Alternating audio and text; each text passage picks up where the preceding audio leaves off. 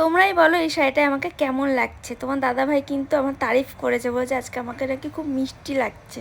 তো যাই হোক, আলমারি থেকে কিন্তু আমি এই নতুন শাড়িটা ভেঙে পরে নিলাম। আর আজকে যাচ্ছি আমি দিদিবাড়িতে, দিদি কিন্তু আমাকে স্বাদ খাওয়াবে তার জন্য। আর সেই তারকেশ্বর থেকে আমার দিদি শ্বশুরমশাই এসছে স্বাদ খাবে, তো খালি হাতে তো যেতে পারি না, তার জন্য আমি নিয়ে নেব মিষ্টি। তো চলো কি মিষ্টি নিই, এখানে অনেক মিষ্টি রয়েছে। আর যখনই আমরা কোথাও যাই এই ব্রাঞ্চের এই দোকান থেকেই কিন্তু আমরা মিষ্টি নিই। তো এখান দিয়ে আমার পছন্দ হলো সর ভাজা, তো আমি নিয়ে যাব সর ভাজা। তো চলো দিদি বাড়ি গিয়ে দেখি কী কী আয়োজন হয়েছে।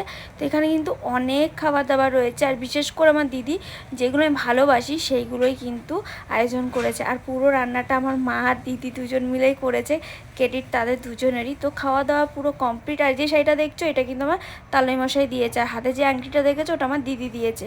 তো খাওয়া দাওয়া করে সবাই শুয়ে পড়েছে, আমিও শুয়ে পড়লাম, একটু বিশ্রাম নিচ্ছি। আর কি, এখন একটু ঘুমোবো, টাটা।